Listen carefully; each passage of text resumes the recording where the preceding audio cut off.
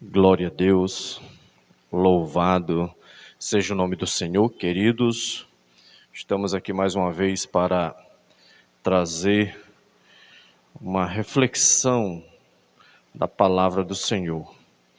E hoje eu quero fazer uma breve exposição da Epístola de Tiago, do capítulo 1, do versículo 1 ao versículo 4. E eu tenho plena certeza que vamos tirar grandes lições, maravilhosas lições desse texto. Então eu quero que você esteja comigo, nada tire sua atenção agora, que você possa aguçar os seus ouvidos, que você possa se atentar a tudo o que vai ser ministrado neste momento. Porque eu tenho plena certeza de que Deus vai falar conosco poderosamente, tá? Então convido a você para que a gente possa estar juntos nesse exato momento, adorando a Deus através da sua palavra. Amém, queridos? Louvado seja o Senhor. Então vamos orar. Pai, em nome de Jesus, nos ajuda a expor a tua palavra, pois somos meros instrumento do Senhor. Não somos nada, mas em ti, a tua palavra nos diz que somos mais do que vencedores em Cristo Jesus. Fala com a tua igreja, fala com o teu povo, para que possamos, ó Pai, andar em conformidade com a tua bendita palavra. Amém. Glória a Deus. Então, queridos, vamos logo para a palavra do Senhor. Amém? Mas antes de entrarmos na carta propriamente dita, eu quero colocar aqui algumas considerações sobre essa carta. Alguns pontos gerais que o apóstolo Tiago, ele coloca aqui nessa carta, que é uma carta atuante, sabe? Uma carta bastante pertinente para esses dias atuais. Na realidade, a carta de Tiago é uma carta prática. Se você ler essa carta e não for tocado por ela, tem alguma coisa errada. Porque você vai perceber nitidamente que o nosso amado apóstolo Tiago, aqui meio irmão de Jesus, ele fala de coisas do cotidiano, coisas que cada pessoa vivencia na sua praticidade diária. Então é uma carta muito prática, onde fala das nossas vivências, fala do nosso andar neste mundo, e eu tenho plena certeza, querido, que vai ser um momento bastante edificante para as nossas vidas. Tá? Então, algumas considerações bem importantes. Por que Tiago escreveu essa carta? Qual a finalidade? Qual a razão? Vamos observar aqui algumas considerações bastante pertinentes. E eu quero que você esteja bastante atento, porque o que vai ser falado aqui é algo que o nosso amado Tiago, o autor dessa carta, vai falar em todas as suas cartas, em todos esses capítulos. São 5 capítulos nessa carta, tá? Onde ele fala de assuntos cotidianos, assuntos diários de qualquer ser humano. Preste atenção. Primeira consideração que Tiago vai abordar na sua carta, que essas pessoas, esses irmãos, eles estavam passando por várias provações. Então você observa que nesta carta, Tiago ele fala muito especificamente nisso, que esses crentes, eles estavam passando por várias provações. Você vai perceber isso logo no capítulo 1, tá? Então, no capítulo 1, Tiago já aborda sobre isso. Provações, tá? Lutas, adversidades, coisa que todo ser humano passa. Não precisa nem ser servo de Deus. Então, todo mundo passa por situações adversas, por provações. Segunda consideração, estavam sendo tentados a pecar. Então, isso aqui é uma realidade também para o nosso dia de hoje.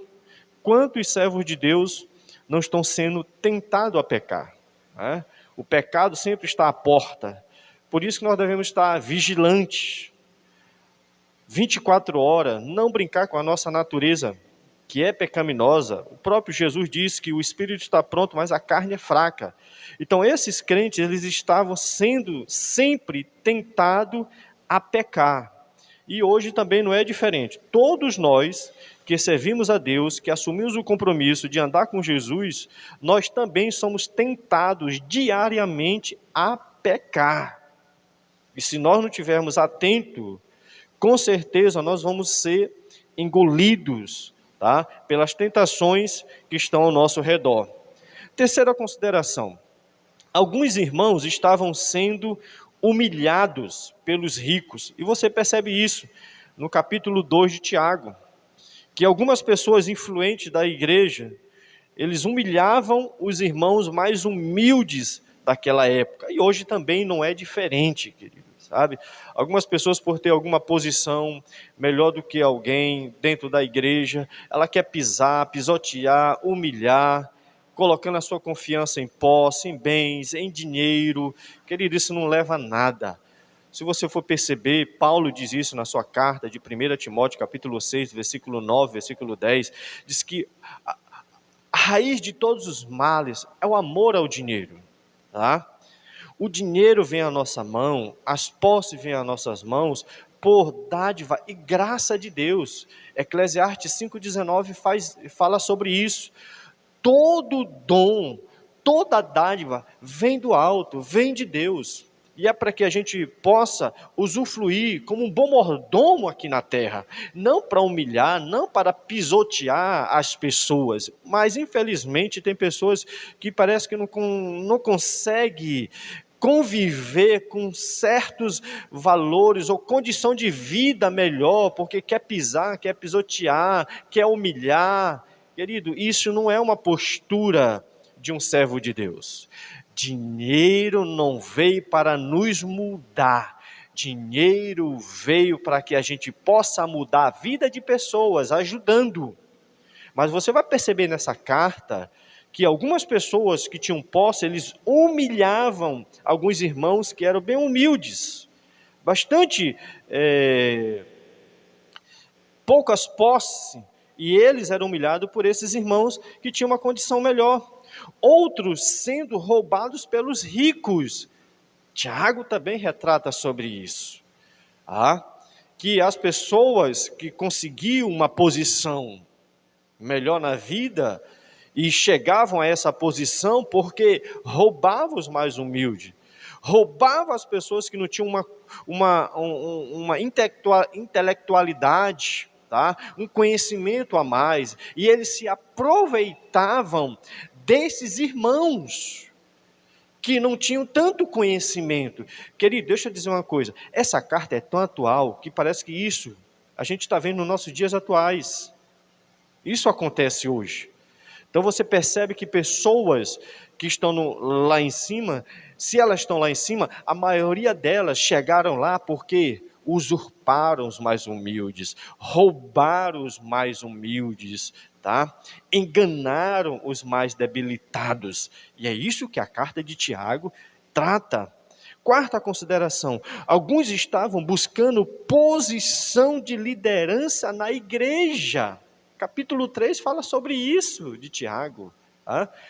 Quantas pessoas que estão dentro das igrejas, que fazem de tudo para chegar a alguma posição dentro da igreja, ser reconhecido, e não mede esforço para chegar a esse tipo de posição. Então Tiago Na sua carta, ele vai tratar especificamente nisso, você depois pode ler aí na sua casa. O capítulo 3, ele realmente está falando sobre isso, ele está debatendo sobre esse ponto, onde as pessoas, de qualquer forma, de qualquer maneira, eles queriam alcançar uma posição dentro da igreja. Não é diferente de hoje. Não é diferente. Então você percebe que essa carta aqui ela foi escrita talvez pelo ano 60 ou ano 70 aproximadamente, tá? Do século I, mas ela é tão atual como há 2000 anos atrás. Outro ponto que Tiago também vai levantar na sua carta é que alguns irmãos não viviam o que pregavam. Aí você vai ver isso no capítulo 4, tá? Que Tiago vai abordar com relação a isso, que muitas pessoas pregavam algo e não viviam aquilo que pregavam. Aí você percebe em Mateus 23 um discurso imenso de Jesus contra os fariseus, que eles falavam, mas não viviam o que falavam. Isso é lamentável, querido. Nos dias de hoje não é diferente.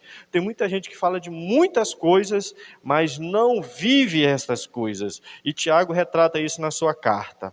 Outro ponto que Tiago também vai tratar na sua carta é que alguns irmãos estavam vivendo de forma mundana. Será que é diferente dos dias atuais de hoje? Capítulo 4, Tiago também fala sobre isso. Que algumas pessoas que estão dentro da igreja, é o que nós chamamos de crente Raimundo, é aquela pessoa que quer agradar os dois lados. E nós conseguimos ver isso, sabe, de forma bem explícita nos nossos dias atuais. Pessoas que não têm vergonha na cara, pessoas que já perderam o temor de Deus, estão dentro da casa de Deus, mas estão no mundo fazendo coisas feias, atrocidades, pecados, mas não estão nem aí, a consciência não dói. Paulo vai dizer isso, que essas pessoas estão com a mente o quê? Cauterizada, e é isso que Tiago também aborda na sua carta. Outro ponto, sétima consideração, alguns não conseguiam controlar suas línguas. Tiago capítulo 3 fala também sobre isso. E será se hoje não é igual aos tempos de Tiago? Quantas pessoas às vezes nos falam, pastor, visita fulano de tal, porque os vizinhos já estão até escandalizados pelo mau comportamento daquele irmão que congrega na sua igreja, é uma briga, é um xingamento, a gente não sabe quem é Deus naquela casa, se é Jesus ou se é o diabo, porque são pessoas que não sabem controlar a sua língua. Um dos frutos do Espírito Santo, querido, chama-se domínio próprio. E ele é que vai nos ajudar a controlar certas atitudes nossas. Nós devemos nos submeter a Deus, para que a gente não seja controlado pela esse membrozinho chamado língua, que muitas pessoas às vezes não sabem controlar. Outra consideração importante que Tiago aborda na sua carta é: outros estavam se afastando do Senhor. Será se isso é novidade? Nesse período que nós estamos vivendo hoje de pandemia, quantas pessoas não pegaram carona, né? E não voltaram mais para as igrejas onde se congregavam? Não tem mais prazer, o amor foi embora. A pessoa não tem mais prazer de estar junto com a igreja de Jesus. Ela tem mais prazer de estar no mundo.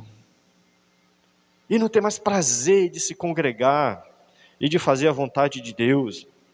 Então muitas pessoas, eles aproveitam qualquer momento, qualquer circunstância, para se afastar do Senhor. Isso só simboliza uma coisa, querido: nunca foram salvos, nunca tiveram uma experiência com Deus, porque aqueles que têm experiência com Deus, não se afasta, nada nesse mundo tira eles dos braços do Pai, nada.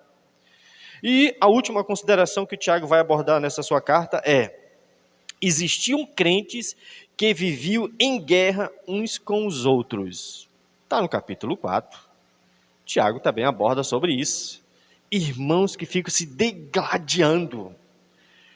E na epístola de João, 1 João capítulo 4, versículo 20, diz uma coisa bem interessante. Como é que eu posso dizer que eu amo a Deus e não consigo amar o meu próximo. Nós estamos enganando a quem?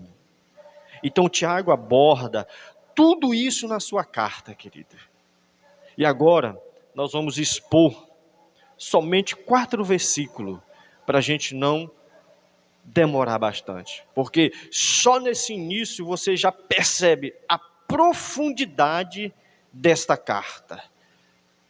E eu quero motivar a você a estudá-la, a meditar nessa epístola, porque é uma epístola de praticidade. Ela fala de algo que retrata a nossa convivência. Tá? Então vamos lá. Tiago. O nome Tiago, no original, no hebraico, quer dizer Jacó. Tá? Olha para você ver como é que é as coisas. Tá? Agora, quem foi Jacó no Velho Testamento? Né? Quem foi Jacó? Esse Tiago aqui foi completamente diferente. Né?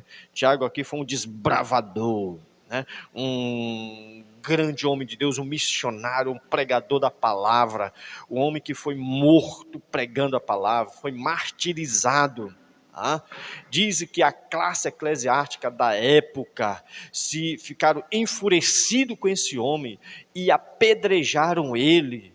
E para saber se ele estava realmente morto, uma pessoa lá dentre os religiosos se levantaram com um pedaço de madeira e terminou o serviço. Quer dizer, homens que não tinham medo da morte. Hoje a gente vê alguns discípulos de Jesus, às vezes eu tenho dúvida se são discípulos de Jesus, medo das circunstâncias, medo das provações, e Tiago foi um desbravador, um homem que pregou o evangelho, por onde ele ia, não tinha medo, morreu de forma cruel. E hoje a gente vê tantas pessoas que se dizem ser servas, filhas de Deus, discípulas de Jesus, e estão aí amedrontadas, sem querer avançar para anunciar o Evangelho de Deus. No versículo 1 ele diz assim, Tiago, servo. O que eu acho interessante é isso, querido. Tiago, servo. E esse Tiago aqui era meio-irmão de Jesus. Esse Tiago aqui é o que está relatado lá em João capítulo 7, quando ele duvidou de que Jesus era o Filho de Deus, era uma pessoa que não queria nada com o reino de Deus, mas foi uma pessoa que viu e teve uma vida transformada, e se tornou um discípulo, um apóstolo, um servo de Jesus, que quando ele escreve essa carta, ele se considera como servo. Isso aqui é maravilhoso. Muitas pessoas não querem ser servas, muitas pessoas querem ser servidas, e nós fomos chamados para servir o reino de Deus. Nós somos embaixadores de Deus aqui nesta terra, para anunciar as boas novas do reino do Senhor.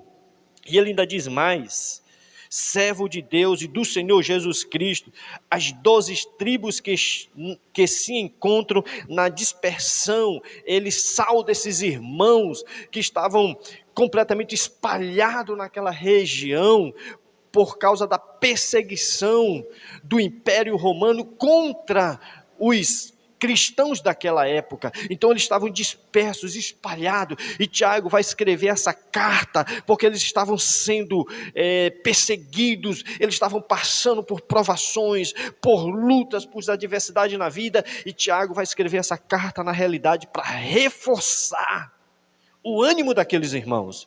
Então essa carta também serve para nós hoje, para reforçar o nosso ânimo, para a gente perceber que há alguém maior do que nós, que nos ajuda a propagar o Evangelho do Senhor, querido.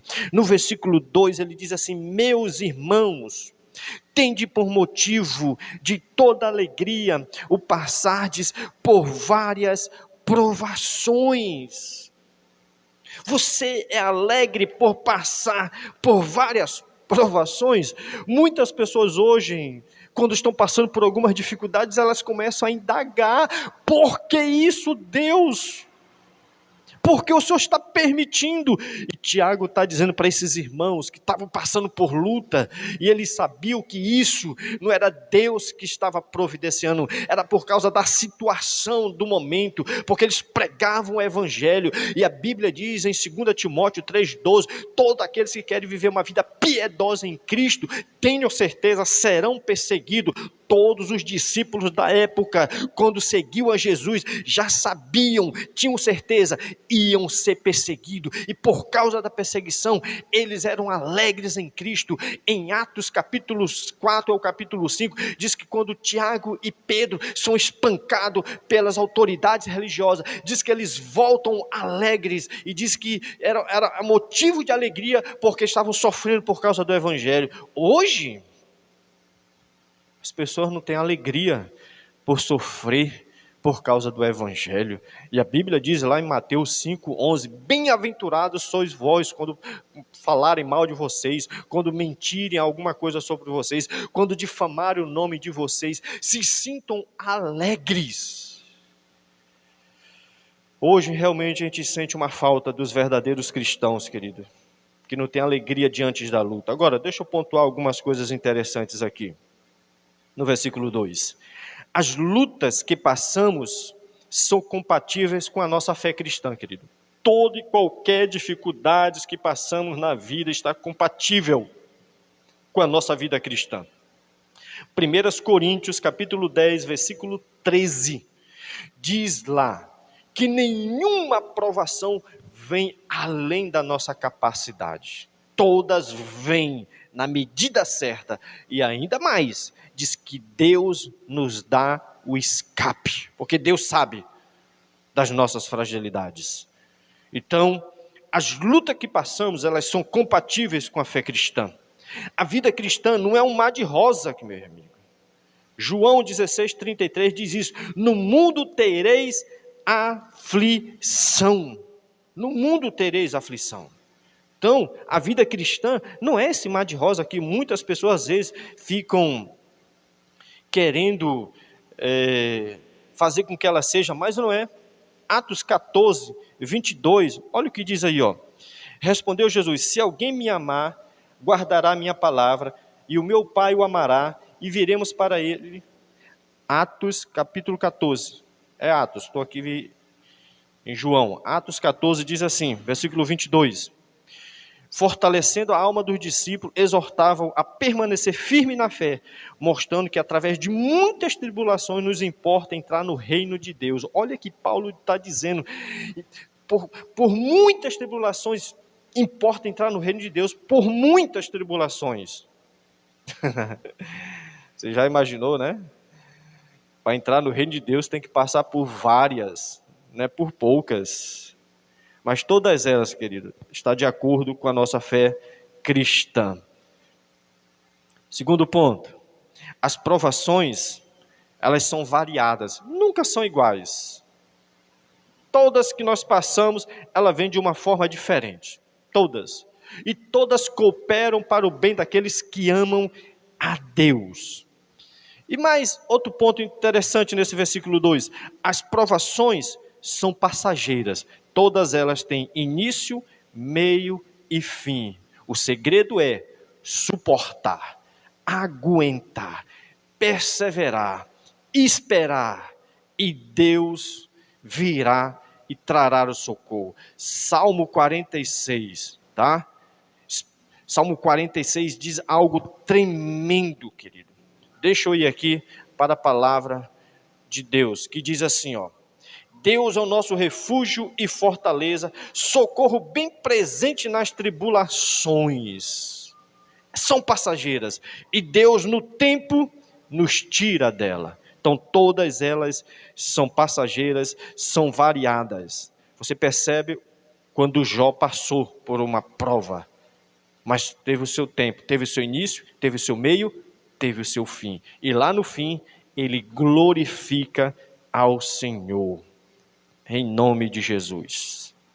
No versículo 3 e 4 diz assim, querido, para nós encerrarmos: sabendo que a aprovação da vossa fé, uma vez confirmada, produz perseverança. Olha a finalidade dessas lutas que passamos, ela produz perseverança em nós. Ora, a perseverança deve ter a ação completa para que sejais perfeitos e íntegros e nada deficiente. Então tem uma finalidade.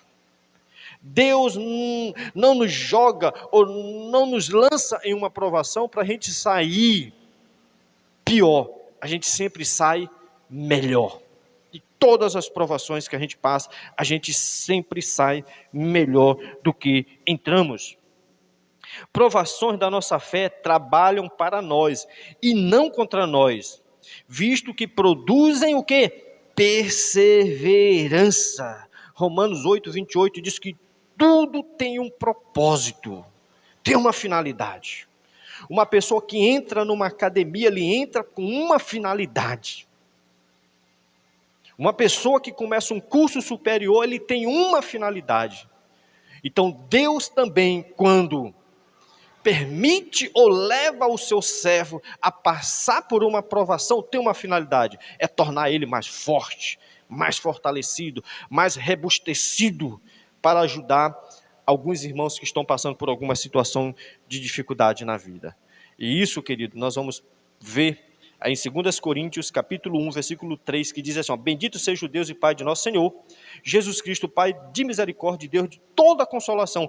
É Ele que nos conforta em toda a nossa tribulação, para podermos consolar os que estiverem em qualquer angústia, com consolação, porque nós mesmos somos contemplados por Deus. Deus nos consola diante da tribulação, mas quando nós percebemos que alguém está passando por algo e essa pessoa não está suportando, Deus nos usa como consolo para aquela pessoa. Então o que eu passo tem um propósito, tem uma finalidade, para ajudar algumas pessoas que talvez não estão sabendo lidar com certas provações da vida, querido. Amém? Glória a Deus. Lá em Efésios 2, versículo 8 a 10, diz que Paulo diz que Deus trabalha por nós, em nós e através de nós. Ele trabalhou em Abraão, em José e Moisés, antes de trabalhar através deles. Primeiro Deus vai trabalhar em nós, para depois através de nós. Então não reclame, não murmure, compreenda que é o processo de Deus, que é o agir de Deus na tua vida. E você vai ver, você vai sair mais fortalecido, mais habilitado diante dessa provação. E o nome de Deus será glorificado na tua vida. Toda provação tem uma finalidade, querido, a glória de Deus. Toda dificuldade que nós passamos tem um propósito, glorificar a Deus. Você percebe quando os discípulos perguntaram para Jesus, quem pecou para esse homem nascer cego? João capítulo 9. Jesus disse, isso aqui é para que Deus seja glorificado. Tudo tem um propósito. Se você está passando por provação, se você está passando por luta na vida, e às vezes você não está suportando, persevere. Continue confiando em Deus, porque Deus será glorificado diante dessa provação. E você sairá fortalecido para a glória do Pai. Amém? Glória a Deus. Vamos orar. Pai, muito obrigado. Que esta palavra possa nos fortalecer, nos motivar diante das lutas que passamos.